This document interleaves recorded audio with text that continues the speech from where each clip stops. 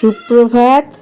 স্মৃতির ভালোবাসার সংসারে আরেকটা ভিডিওতে আপনাদের সবাইকে স্বাগত। আশা করছি ঠাকুরের কৃপায় সবাই ভালো আছেন, আমরাও ভালো আছি। আমাদের তো এখন এখানে উৎসবের রিয়াজ চলছে। আজকে হচ্ছে কার্তিক লড়াই। তো আমার বাড়িতে লোকজন তো এখনও রয়েছে। চলুন দেখি কি রান্না করা যায়। রান্নাঘরের দিকে যাব। এই দেখুন আমার পোষ্য শুয়ে আছে। দুজনের দুটো ভাগ করে দিয়েছি। ওইদিকে একজনের শোয়, একটা বক্স দিয়ে দিয়েছি, এদিকে একজন শোয়। আর ওই ভেতরে হচ্ছে আমার পলু। এই দেখুন একটা বক্স দিয়ে ওদেরকে আলাদা করে দিয়েছি। চলুন রান্নাঘরে ঢুকি। আজকে আমার ছেলে একটা চিকেন রান্না করে দেখাবে, দেখতে থাকুন। এই দেখুন বন্ধুরা, টিফিন খেয়ে চলে এলাম। এখানে আমার ঘি করলা ভাজা হচ্ছে। আর আজকে মাংসটা একটু অন্য স্টাইলে হবে। ছেলে রান্না করবে, ম্যারিনেট করবে। কাঁচা লঙ্কা দিয়েছে, নুন দিয়েছে, জিরে গুঁড়ো দিয়েছে, হলুদ গুঁড়ো, আর হচ্ছে ওটা দই। এটা দিয়ে ম্যারিনেট করুক, তারপরে আপনাদের দেখাচ্ছি কেমন করে রান্নাটা করবে।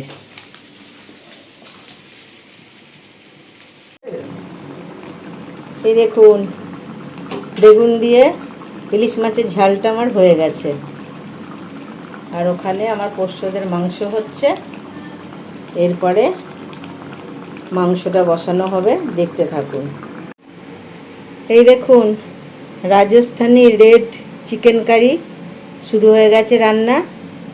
তেল দিয়েছে, তেলের মধ্যে পেঁয়াজ কুচি দিয়েছে, এবার নাড়ানাড়ি চলছে। আর এটা কি পেস্ট আছে? ওটা ধনে, কাঁচা লঙ্কা, শুকনো লঙ্কা আর আদা। এই দেখুন এটা হচ্ছে ধনে বাটা আছে, শুকনো লঙ্কা দিয়ে আর আদা দিয়ে। ওটা ধনে পাতা কুচি, এটা রসুন কুচি। ওটা কিন্তু পেস্ট নয়, ওটা একটু থেতো করা আর কি। এগুলো সব ওরই মধ্যে যাবে, দেখতে থাকুন কেমন করে কি হয়। এখন নাড়ানাড়ি চলছে। এই যে এই দেখুন এটা ওই বাটাটা দিয়ে দিল, যেটা বলছিলাম আপনাদের, ধনে, আদা আর শুকনো লঙ্কা। এবার ওটা দিয়ে খানিকক্ষণ কষিয়ে নেবে। এই দেখুন এখনও কষানো চলছে। এই যে রসুন কুচি দেওয়া হয়েছে, রসুন কুচিটা দিয়ে আরেকটু কষানো হয়ে গেলে তারপরে ম্যারিনেট করা মাংসটা দিবি, তাই তো? তারপরে ম্যারিনেট করা মাংসটা দিয়ে দেবে। ওদিকে আমার পোষ্যদের ভাত হচ্ছে। আমার সেই কুকার দেখেছিলেন, ওই কুকার আর ধরছে না বলে এই দেখুন 6.5 লিটারের কুকার নিয়ে এসেছি। এতে এখন ভাত হচ্ছে। এই যে হোক কষানো। এই দেখুন কষানো হয়ে গেছে। এবার ম্যারিনেট করা মাংসটা এই যে দিয়ে দিচ্ছে। এখনই মনে হচ্ছে রান্না হয়ে গেছে, তাই না? এবার মাংসটা দেওয়ার পরে আরও ভালো করে কষিয়ে নেবে। তারপরে ওর মধ্যে একটু গরম জল দিয়ে দেবে। এই দেখুন আলুগুলো দেওয়া হয়ে গেছে।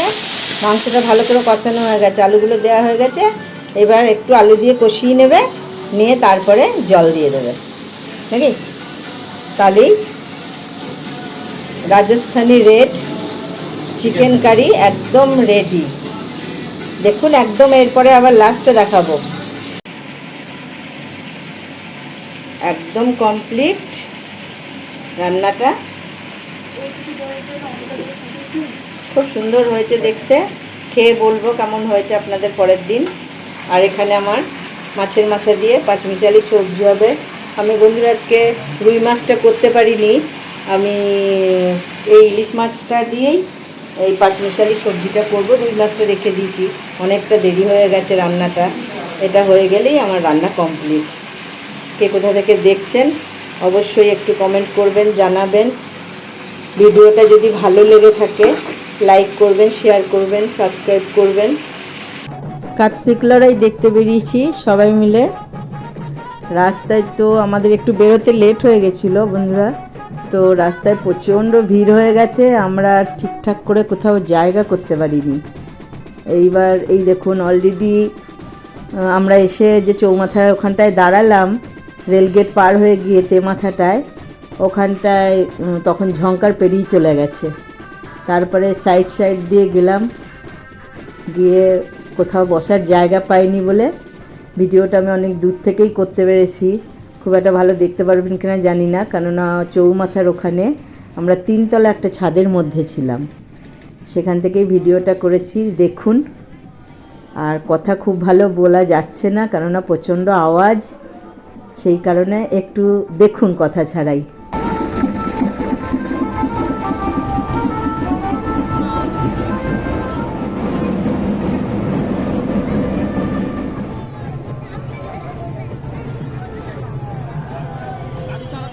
এবার লাইটের শেষ ছিল না, এত লাইট। তার কারণ হচ্ছে সব পুজো হয়ে গেছিল, রাস বলুন, ওদিকে চন্দননগর বলুন, তারপরে জগদ্ধাত্রী বলুন, সব পুজোই হয়ে গেছিলো। লাস্ট হয়েছে কার্তিক পুজো, সুতরাং এবছরে লাইটের ছড়াছড়ি, বিনা সংঘ। এটা বাবা ভোলানাথ। শুধু ভিড়টা দেখুন বন্ধুরা, এটা রবি চ্যাটার্জি চায়ের দোকানের ওই জায়গাটা, বুঝতে পারছেন কি না জানি না, এতটাই ভিড় যে শুধু মানুষের মাথা আর মাথা, আর কিচ্ছু দেখা যাচ্ছে না। দেখুন অবস্থা।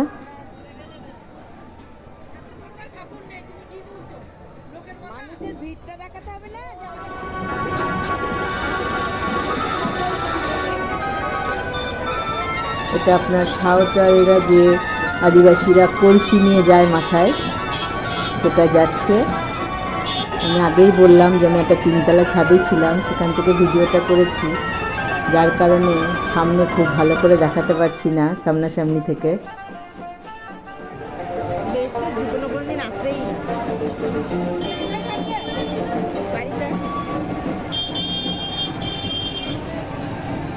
এক একটা ক্লাব এত লাইটিং করেছে, এত গেট করেছে, আর এত রকমের বাজনা করেছে যে কি বলবো।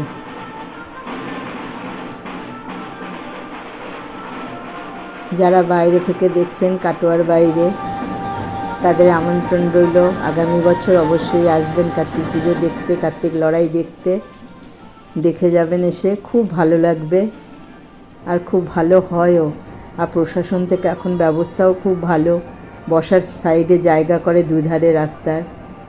তারপরে কিছুটা অন্তর অন্তর পুলিশ ক্যাম্প বসে। আগে ধরুন কার্তিক পুজো শুধু বড়বাজারের ওইটুকুর মধ্যেই হতো, তখন খুবই কষ্ট ছিল, যেহেতু রাস্তা খুব, ওগুলো পুরনো বাজার, রাস্তা খুব সরু ছিল।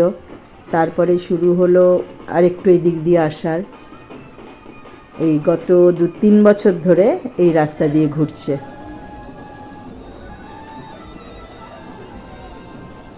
এই যে পিছনে লাইটিংটা দেখছেন, এটা পরি সেজেছে, যেহেতু অনেকটা দূর থেকে, ওই জন্য আমি একটু বলে বলে দিচ্ছি, পরির লাইটিং হয়েছে এগুলো। ওই দেখুন অক্সিজেন, এরা এবছর এত বাজনা করেছে আর এত লাইটিং করেছে। ওদের এবছর একটা কোনো ইয়ে ছিল, 25 বছর, 50 বছর কিংবা 75 বছর, আমার ঠিক ওটা জানা নেই, কোনো একটা হবে, যার কারণে এবার ওদের ইয়েটা খুব ভালো হয়েছে। এই দেখুন বাইরে থেকে এসছে, গান করছে।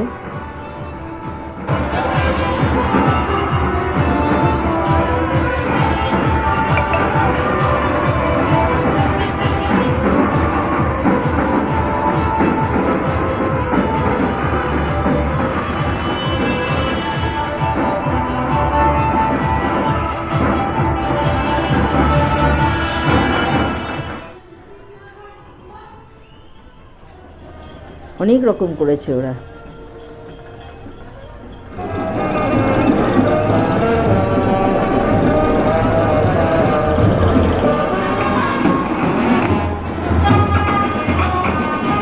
লাইটিং ছাতা,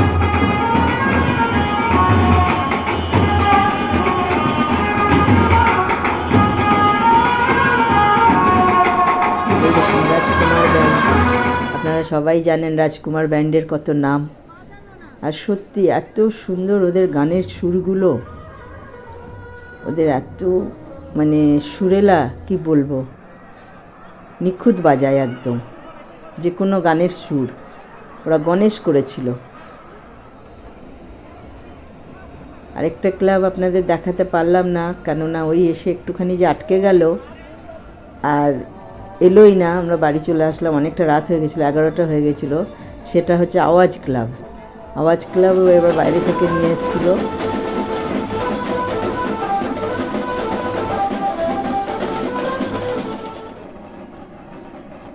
এটা কিন্তু অলরেডি বেশ অনেকটাই রাত হয়ে গেছে, যার কারণে হালকা হালকা হতে শুরু করেছে রাস্তাঘাট।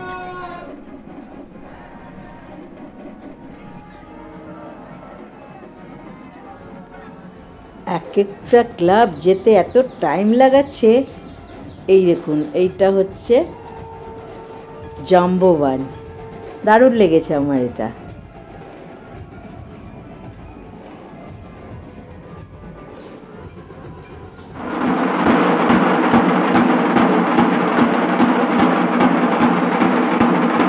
আওয়াজ ক্লাব ঢুকলো, এদেরই আমরা পুরোটা দেখতে পাইনি, খুব অল্পই দেখতে পেয়েছি, কেননা চৌমাথায় এসে ওরা পুরো আটকে গেছিলো, সামনে আর এগোলোই না।